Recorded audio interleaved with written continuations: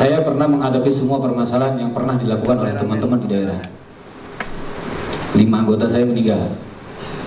Pernah merasakan orang tuanya menangis di pangkuan saya, meminta anaknya itu hidup kembali. Pernah merasakan base camp dikepung oleh Brimob, bukan dikepung Ricek. Saya tidak takut dikepung Ricek, karena belum pernah terjadi. Tapi yang namanya dikepung Brimob pernah. Satu kompi Kang, base camp Bekasi dikepung Brimob. Bagiku bukan cuma urusan sepak bola, lebih jauh dari itu, melibatkan perasaan yang bersamaku, duhai diriku.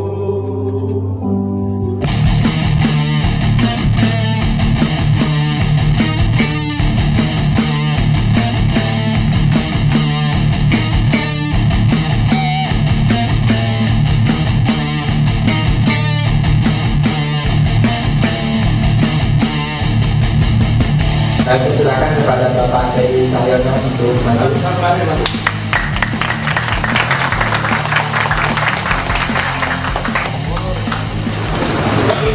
Langsung.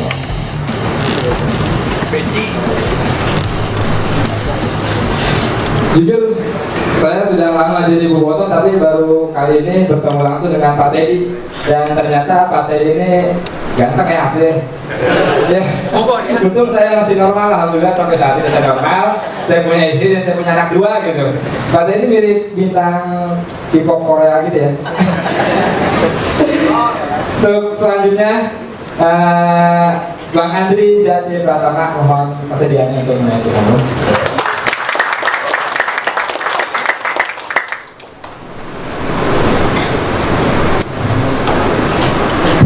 Enaknya abang atau akang? Abang ya, bebas ya. Iya, karena Bekasi lebih gue gitu ya. Ya. Selanjutnya untuk Bapak Janudi Harja. Bapak Janudi ini seperti yang sudah saya perkenalkan tadi, merupakan Ketua Umum Viking Jabodetabek.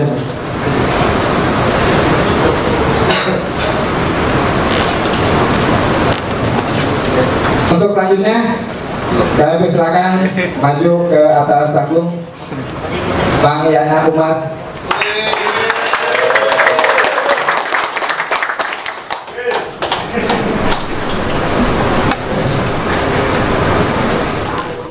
Tepuk tangan buat kita semua Viking Karawang. Untuk yang pertama, untuk persiapan waktu, kita kasih kesempatan saja kepada Bapak Janudi Harja, kami persilahkan. Bismillahirrahmanirrahim. Assalamualaikum warahmatullahi wabarakatuh. Selamat siang, salam sejahtera buat teman-teman semua Viking Persib Klub Karawang. Pertama mungkin saya terangkan dulu tentang tadi kata Kang Janu, Ketua Viking Persib Jabodetabek. Mungkin teman-teman pernah mendengar Jabodetabek, dan itu adalah merupakan distrik paling pertama yang ada di Bandung, di luar Bandung ya Kang Yan ya, dan diresmikan oleh almarhum Kang Ai di Bekasi. Saya mulai bergabung di Viking Persib Jabodetabek itu tahun 2000. Waktu itu ketuanya masih Kang Leo, ada juga pengurusnya Kang Agus Rahmat, terus Kang Gunawan juga ada di situ. Memang ada suatu dinamika tersendiri ya. Salah satunya yaitu tempat berkumpul kalau untuk khususnya Jakarta. Ya. Kadangkala kita sendiri merasakan tempat berkumpulnya mungkin tidak senyaman dengan teman-teman yang lain. Tapi alhamdulillah dengan keberanian teman-teman di Jakarta khususnya, kita tetap ada sekretariat, ada. Kita tidak takut atau tidak ada malah yang sekarang ini Jabodetabek di Jakarta walaupun minoritas tapi tidak tertindas. Pasti teman-teman semua sudah mengetahui lah ya bahwa ada mungkin gesekan dengan supporter tetangga. Pasti selalu kita yang di perbatasan atau di luar Bandung yang akan menjadi korban karena kita selalu berhadapan langsung dengan mereka. Kalau di Bandung relatif aman walaupun mereka katanya ada apa oren Bandung apa bullshit kalau kata saya, ngomong kosong karena mereka nggak ada. Kalau di Jakarta ada bikin Jakarta, ada bikin Bekasi, ada bikin Jakarta, dan mereka nampak berani, ada sekretariatnya ya itu. Cara menyikapi intimidasi dari supporter rival itu bagaimana saat ini kan? Baik, menyikapi masalah intimidasi ya saya bahas satu dulu dari mulai sekretariat. Kenapa mungkin teman-teman dengar kenapa sekretariat Viking Jabodetabek atau Jakarta ini ada di Cijantung?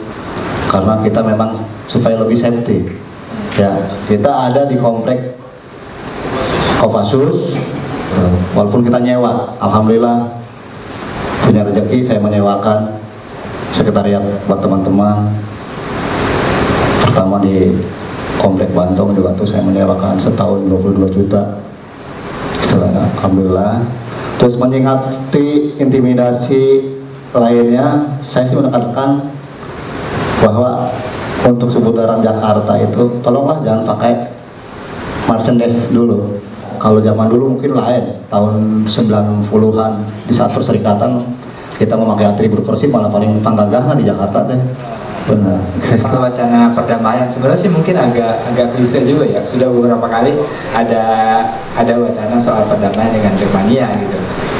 Untuk sikap dari Viking Jakarta sendiri gimana? Soal perdamaian ini sendiri, kami dari Viking Jakarta atau Jabodetabek sebetulnya kalau dari kami, dari pengurus-pengurus yang udah merasa tua-tua ini oke-oke aja ya, it's okay, tidak ada masalah. Tapi bukan dalam arti bahwa kita damai kita harus berangkulan, kita harus bergandengan. Tapi kita tetap bahwa menjaga rivalitas itu sendiri, karena dalam satu pertandingan kalau kita tidak ada rivalitas juga tidak enak kan. Masalah damai ini saya memikirkan ini dah. Oke, kita damai, tapi kita damai jangan di stadion. Maksudnya kita kalau di luar jalan, biarlah mereka jalan-jalan, mereka melihat kita jalan, tapi jangan sampai ada istilahnya apa sih, serang menyerang. Oke, gitu. Jadi kita bermusuh hanya cukup di stadion, dan istilah juga tidak perlu istilahnya saling kunjung mengunjungi, nggak perlu lah. Maksud saya, maksud kami itu dengan damai itu sendiri bahwa memperkecil apa sih, menurunkan tensi permusuhannya itu sendiri, begitu. Jadi perdamaian setuju, tapi rivalitas harus tetap ada gitu. Betul. Karena sepak bola tanpa rivalitas juga bagai sayap tanpa garam gitu mungkin. Terus, bismillahirrahmanirrahim. Assalamualaikum warahmatullahi wabarakatuh. Pertama-tama saya mengucapkan banyak terima kasih buat panitia yang sudah mengundang saya untuk hadir di acara ini. Sebenarnya saya tuh mungkin salah satu ya orang yang boleh dikatakan hidup di lingkungan Persib kan, gitu. Kebetulan saya asli Cibarusah. Orang tua saya tuh asli Betawi dan saya lahir di Bekasi. Kebetulan saya punya keturunan dari Sunda, Subang, gitu. Beneran saya tuh di keluarga tuh generasi ketiga kan. Dan saya Persib Batu dari tahun 89 ketika era perserikatan. Waktu kecil saya dibawa ke stadion, ternyata tuh apa ya, nonton di depan TV hitam putih sama datang ke stadion itu beda. Itu pertama kali ya. Dan saya rasakan yang kedua kali pas waktu terakhir kita juara perserikatan. Itu saya sudah beranjak dewasa lah ya, remaja. Terus 95 liga pertama saya juga merasakan. Terakhir mungkin kemarin kita berapa, 2014 Palembang.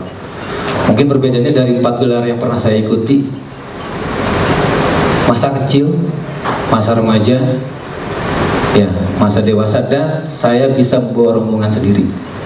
Saya hidup berorganisasi itu ketika saya tahu ada di koran tabloid ya, waktu itu kan ya di bola ya gitu.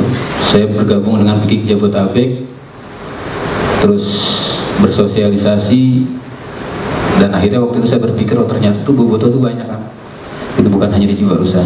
Dan saya menciptakan waktu itu Viking Bekasi. Kenapa Viking Bekasi? Karena cikal bakal Bekasi adalah Bekasi, tidak ada kota dan kabupaten. Nah, jujur, saya pernah menghadapi semua permasalahan yang pernah dilakukan oleh teman-teman di daerah. 5 anggota saya meninggal. Sekjen saya sampai sekarang masih berada di LPG, belum keluar. Ya, pernah merasakan orang tuanya menangis di pangkuan saya, meminta anaknya itu hidup kembali. Ya, pernah merasakan ketika anggota saya sebelum tembus ke stadion itu sudah masuk ke RSUD dan harus dioperasi. Keputusan waktu itu jam 10 malam anak itu harus dioperasi dan harus ada uang tuh sekarang lebih sekitar 10 atau 15 juta ya waktu itu ya. Ada peran Pak Budi ya, ketuanya waktu itu. Sampai orang tuanya itu menggadaikan rumah hari itu juga untuk mengoperasi anggota yang terkena lemparan di kilometer 82 waktu itu. Pernah merasakan base camp dikepung oleh Brimob, bukan dikepung Dijek. Saya tidak takut dikepung Dijek, karena belum pernah terjadi. Tapi yang namanya dikepung Brimob pernah. Satu kompi Kang, base camp Bekasi dikepung Brimob. Ya. Pertandingan itu sebenarnya yang terindah tuh di Bandung, luar kota. Itu yang saya suka. Dibanding Kerawang dan Bekasi. Berat pertandingan di Kerawang dan Bekasi itu. Karena apa? Jadi perjalanan 1 jam itu bisa jadi 4 atau 20 jam. Saya jalan kaki Kang dari Kerawang sampai Jiwarusa waktu itu. Sampai Jiwarusa saya langsung tangkap Intel Polres, langsung masuk mobil. Karena apa? Huru hara kata sepanjang jalan Kerawang Bekasi. Kapok enggak? Kalau kita bicara loyalitas nggak bisa diukur. Ya, bobotoh itu kering. Loyalitasnya ngeri Kang bobotoh itu. Saya bangga bagian daripada Viking. Saya selalu menekankan teman-teman, kumasnya cara nang hajar tapi tong hajar. Gimana cara yang mukul tapi nggak kepukul. Gitu. Kebetulan Viking Bekasi itu semboyannya mati pun kami Persib. Itu selalu saya tekankan terhadap teman-teman. Terima kasih banyak Kang Andre yang sudah memaparkan beberapa pengalamannya yang sangat-sangat berharga buat kita semua. Ada beberapa pertanyaan buat Bang Andre soal ini loh Bang. Sesuai sama tema kita gitu kan, dinamika bobotoh yang ada di luar Bandung gitu. Akan merasakan ada perbedaan gak sih gitu antara kita yang berada di luar Bandung dengan bobotoh yang di Bandung sendiri? Ini boleh jujur apa enggak nih? Boleh. Jujur. Ada. Apa saja kan? Kedekatan. Selain itu? Sudah. Kegiatan apa saja sih kan biasanya?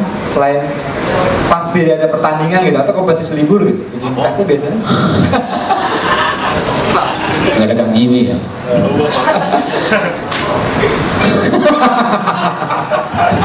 Jadi ini, kan saya boleh jujur nggak nih?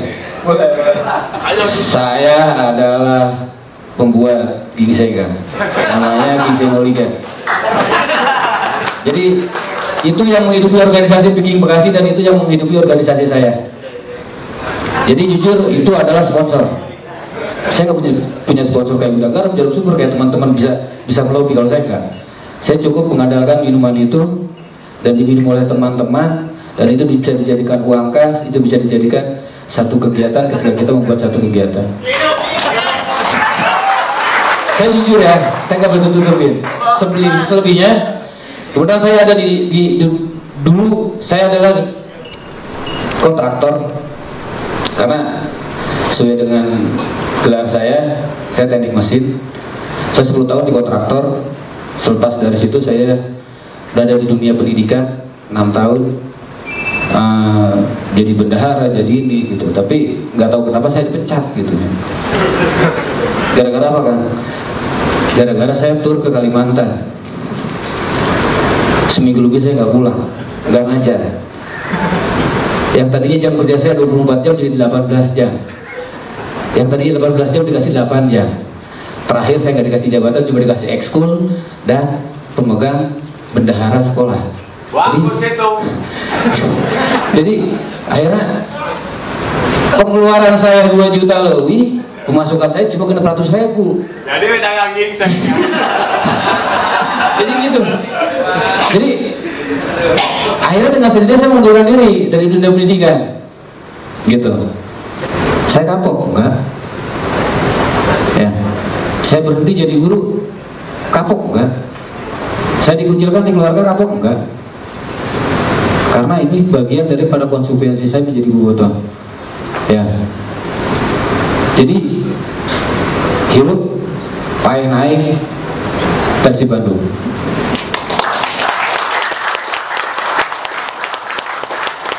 Saya akan mengabdikan diri saya di sini. Mungkin ya dari sampai ke akhir saya juga tak hafal gitu. Karena saya kemarin 2014 setelah Persib juara, sebenarnya saya pensiun Bang, tapi ternyata nggak bisa. Oke, mungkin itu dari saya. Kalau mau diceritakan, waduh guys, mungkin nggak cukup 1 hari ya. Sekian. Wabillahi taufiq wal hidayah. Assalamualaikum warahmatullahi wabarakatuh. Selamat sore teman-teman semua. Assalamualaikum warahmatullahi wabarakatuh. Kang Andri, Kang Janu, Kang Yana, dan teman-teman semua. Terima kasih sebelumnya kami ucapkan atas undangan ini. Sebenarnya saya sih baru beberapa tahun terakhir terlibat untuk membantu Persib. Cuman kami berusaha untuk mengejar pengetahuan saya dengan belajar dan mendengar kepada teman-teman senior semua, termasuk teman-teman semua. Kami sangat menyadari pentingnya bobotoh bagi klub sebenarnya, karena klub dengan fansnya itu adalah 2 hal yang tidak bisa dipisahkan. Oleh karena itu makanya kami membuka komunikasi silaturahmi dengan para fans klub sebenarnya, sehingga karena kepentingannya adalah itu tadi bahwa 2 hal yang tidak terpisahkan. Apa yang diperbuat oleh fans pada saat pertandingan mungkin akan mempunyai implikasi kepada klub. Apakah itu hukuman denda, apakah nanti hukuman tanpa penonton, dan mungkin bisa terusir dari rumahnya sendiri sebenarnya. Nah, hal-hal itu yang kita pengen jaga, sebenarnya kita jaga sama-sama, karena ini Persib adalah milik kita bersama sebenarnya. Jadi ayo kita bangun sama-sama. Ini mohon dukungan dan pengertiannya. Untuk Pak Teddy ada beberapa pertanyaan mengenai peran bobotoh untuk Persib. Menurut pandangan Pak Teddy seperti apa? Itu tadi yang bahwa klub antara Persib dan bobotoh adalah 2 hal yang tidak terpisahkan. Kami sangat menyadari pentingnya bobotoh bagi Persib, sehingga apa yang sebenarnya kita lakukan adalah sebenarnya buat kebaikan. Kita selalu ingin membuat perbaikan-perbaikan dari yang sebelumnya. Jadi makanya kenapa sistem tiket kita perbarui, terus kemudian kita udah mulai punya official merchandise store ini, karena kan kita mengetahui pentingnya dan kita pengen bersama-sama dengan bobotoh untuk membangun Persib sebenarnya. Selain itu langkah apa saja gitu Pak dari PT PBB sendiri untuk menjaga keharmonisan antara Persib dengan bobotohnya? Yaitu tadi dengan menjaga tali silaturahmi, tetap komunikasi. Makanya sekarang kita mulai membuka jalur komunikasi dengan teman-teman semua. Jadi karena itu tadi, apapun permasalahan di bobotoh adalah mungkin memang tadi ada karena tidak bisa terpisahkan. Jadi mungkin kita mencoba untuk mencarikan solusi sebenarnya. Selanjutnya ini Pak, soal fungsi real dari member Persib gitu Pak. Untuk saat ini member Persib itu mempunyai beberapa keuntungan sebenarnya. Jadi setiap member itu untuk membeli tiket itu mendapatkan diskon 20%. Jadi harga tiket tribun yang 50.000 apabila member membeli itu menjadi 40.000 sebenarnya.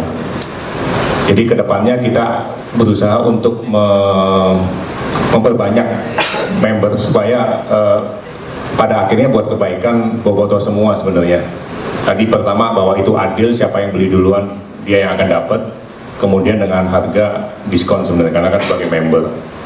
Kemudian untuk membeli beberapa merchandise itu juga diskon 10%. Kemudian pintu khusus buat member. Tapi sebenarnya tidak akan hanya di situ. Kedepannya apabila ini udah semakin, kan kita pasti proses ya. Kayak bayi kita jalan mulai dari perangkak, jalan pelan-pelan bisa berlari. Nah ini semua juga proses, kita baru mulai bangun. Nanti kedepannya pasti akan banyak benefit yang akan diperoleh oleh para member sebenarnya.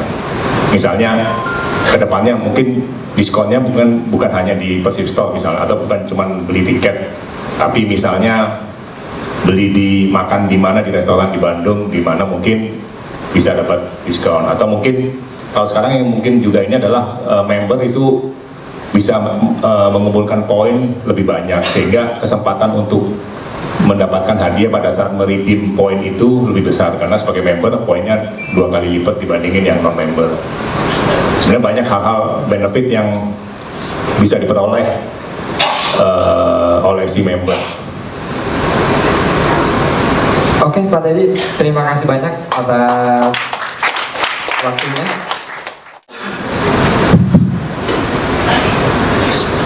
Assalamualaikum warahmatullahi wabarakatuh. Waalaikumsalam. Yang terhormat Pak Teddy dari PT PBB sebagai direktur. Direktur apa aja lah, direktur keuangan, direktur apa bebasnya Pak. Dan yang terhormat semuanya yang ada di sini, terutama panitia Jambore. Alhamdulillah udah 4 tahun ini selalu mengadakan diskusi seperti ini, sangat luar biasa sekali. Ini jarang dilakukan oleh Bobotoh yang ada dimanapun berada. Jangankan yang ada di Bandung aja pernah, cuman di Karawang pun diskusi seperti ini sangat luar biasa. Di hotel di Tantei Mayar Tinte. Iya, Jawa Tengah jangan diomongin, teman Jakarta, ini Jawa Barat. Oke, berbicara tentang dinamika Bobotoh, supporter Persib yang ada di luar Bandung. Konteksnya sebenarnya masih simpel aja ya.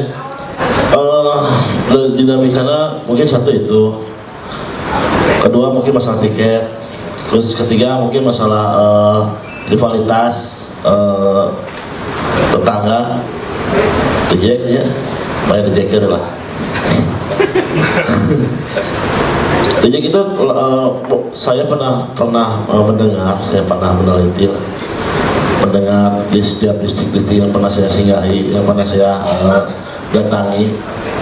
Ternyata dejek itu dasarnya bukan karena kecintaan dia terhadap tim Persijana, tapi karena dia tuh merasa iri aja, merasa iri aja gitu, bikin aja di Karawang aja, orang rekian weh. Aya dasar gitu aja Karawang. Terus saya rasana orang dari anak-anak terus ribut, dia udah pikir ribut lagi tetap aturan.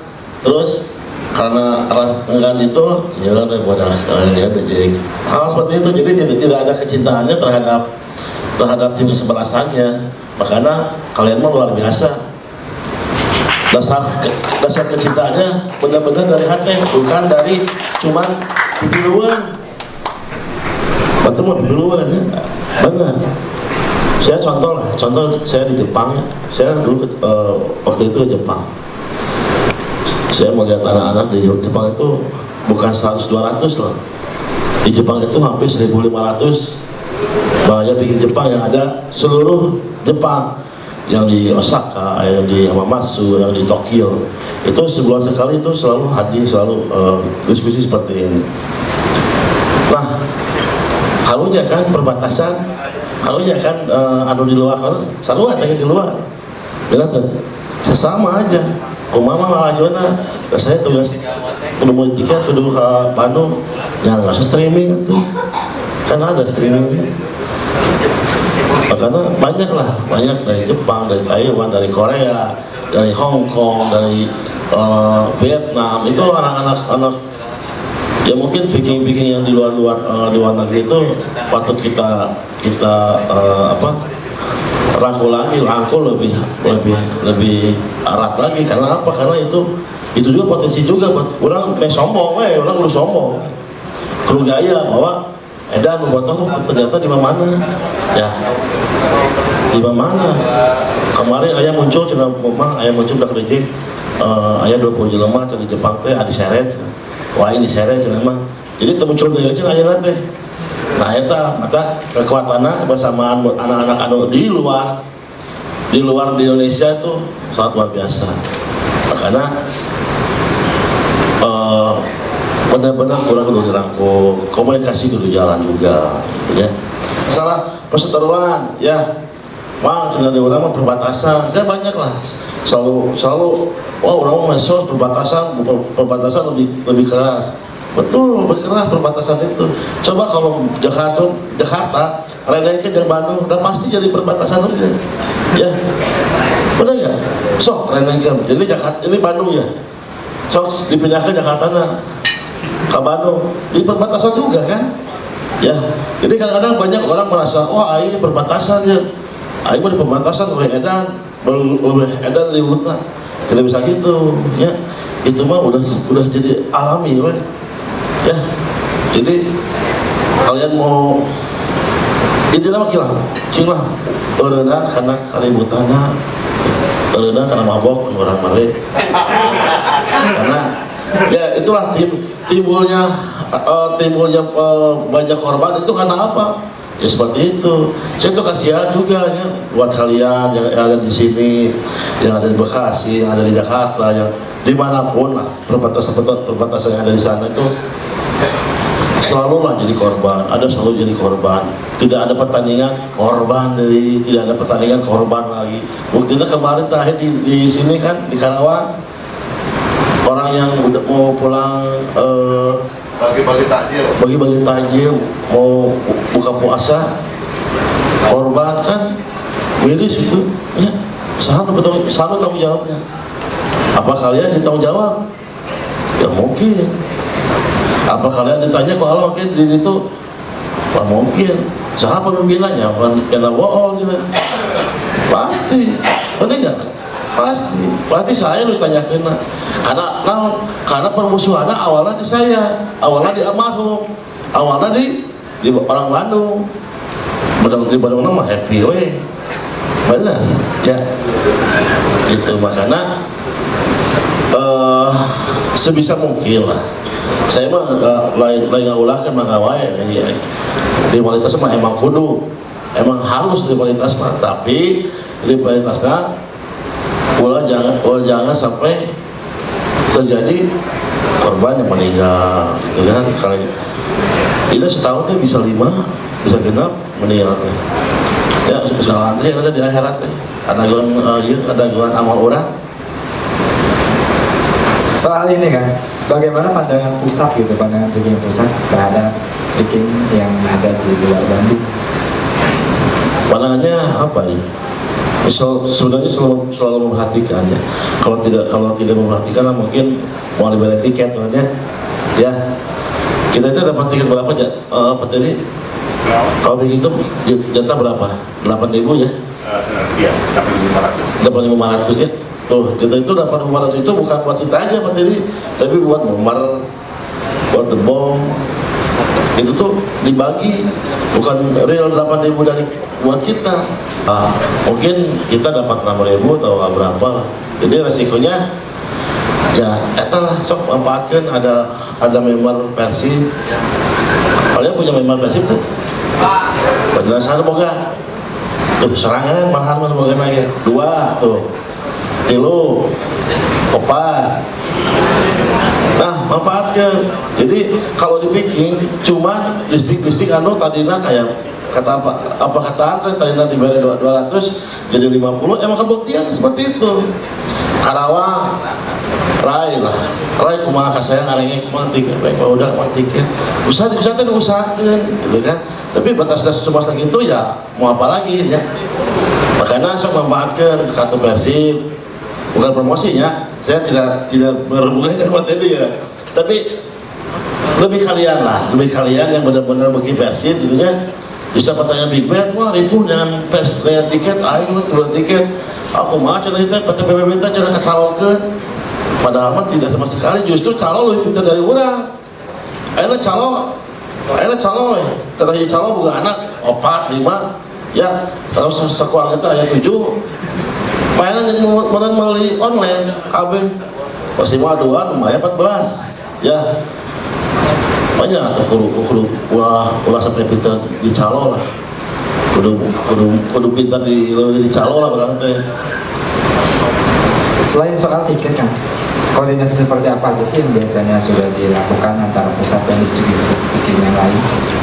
Koordinasi mah ya sebenarnya sih itu bukan ranah saya untuk koordinasi ini ya. Kalau saya kan langsung di lapangan, langsung kerjasama di lapangan. Ada bagiannya sama Om Dadang Gareng sebenarnya. Seperti apanya, karena di studio sudah ada koordinasi di grup PA mungkin ya. Ya lah ya. Di grup PA komunikasi itu berjalan. Kalau ada apa-apa mungkin diskusi seperti apalah. Kalau saya mah kan bukan anak namun saya di bawah KB atau kayak saya lu karena terakhir kan mungkin soal mengenai keluhan-keluhan dari distrik Viking yang ada di luar Bandung ya, mengenai setiap kali ada problem, ada masalah yang terjadi di luar Bandung gitu kan, pusat tuh terkesan agak lambat gitu kan, menurut Kakak gimana? Minum aja.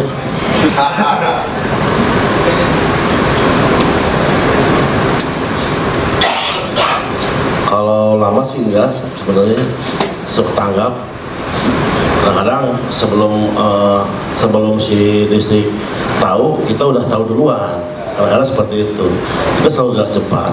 Tapi gerak cepatnya seperti apa? Ada bukan metode namanya. Di saat kayak kemarin waktu di sini, kita langsung datang, kita langsung tanggap lah. Kita tidak pernah mengumbar lah ya, sebenarnya tidak pernah diberitakan orang dikaji manu iya mawat ya. Jadi waktu pertandingan nih, ini banyak pengalaman sebenarnya. Waktu pertandingan main terus ada korban orang Purwakarta 2 orang meninggal. Di saat pertandingan berjalan kita udah pernah berangkat, udah cek langsung ke rumah sakit, besoknya langsung cek langsung ke rumahnya, terus kejadiannya seperti apa itu sering terjadi. Jangankan di sini ya, di Bandung saat pertandingan, kalaupun di luar terus ada kejadian kita paling duluan itu. Cuman kita tidak seperti tim lain yang supporter lain yang langsung mengupdate. Yang penting biar cepatnya, jangan tidak di orang mah Robin Hood lah, yang datang gitu. Mesin Assalamualaikum warahmatullahi wabarakatuh. Kembali ke Pak Teddy. Ini keresahan kami ya Pak.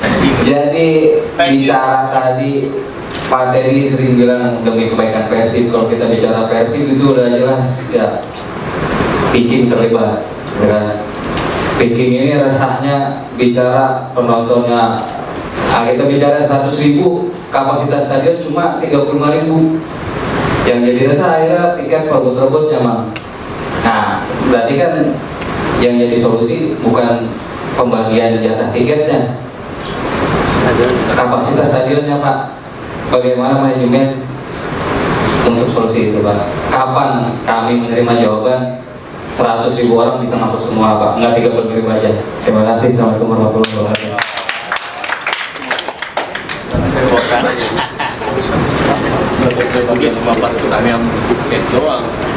Ya kalau melihat antusiasme atau animo dari Bobotoh. Sebenarnya kan kita untuk punya stadion dengan kapasitas 100.000 mestinya pada saat pertandingan big match pasti penuh. Tapi kan kita kan tidak bisa lari dari kondisi di Indonesia kan. Saya rasa di Indonesia tidak ada satupun klub yang memiliki stadion sendiri. Semua stadion di Indonesia itu adalah milik pemerintah daerah atau pemerintah kota sebenarnya.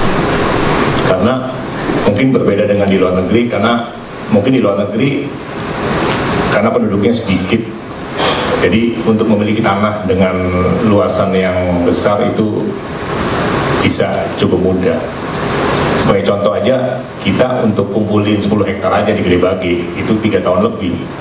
Baru kekumpul 10 hektar, hampir 10 hektar dalam satu hamparan, itu pun masih ada 6.000 yang bermasalah di tengah-tengah sampai sekarang.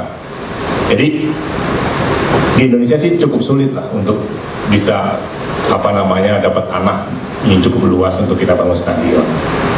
Itu situasi pertama. Kedua, ya sekarang kita dengan kapasitas GBLA yang 38.000 sebenarnya, cuman biasanya kita dikasih izin untuk cetak 35 atau 36.000 aja untuk pertandingan. Nah ya kita dengan kapasitas 35.000, 36.000 ya sekarang yang kita akan maksimalkan sebenarnya, karena untuk membangun stadion sendiri pasti mahal sekali, itu satu. Kemudian tanah kita yang 10 hektar itu rencana kita akan bangun fasilitas latihan sebenarnya, dimana itu kita udah punya gambar draftnya. Akan ada 2 lapangan latihan, termasuk 2 lapangan futsal, terus kemudian termasuk dengan asrama buat pemain, baik pemain senior ataupun pemain diklat dan junior, termasuk ruangan kelas, ruang fisioterapi, tempat fitness, ada kolam renang, air panas, air dingin, kayak gitu. Jadi memang kita peruntukan buat itu. Jadi memang kita udah ada perencanaan ke depannya, tapi memang itu semuanya perlu waktu sebenarnya, karena kan ya dibandingkan dengan negara di Eropa sih mungkin kita di Indonesia agak tertinggal, tapi 2-3 tahun terakhir kita udah mulai merasakan bahwa pemerintah juga sangat mendukung industri sepak bola, makanya sekarang industri sepak bola di Indonesia udah lebih maju dibandingkan sebelumnya. Jadi mudah-mudahan ini menjadi langkah awal yang baik sehingga kita semua bisa membawa ini semua lebih baik.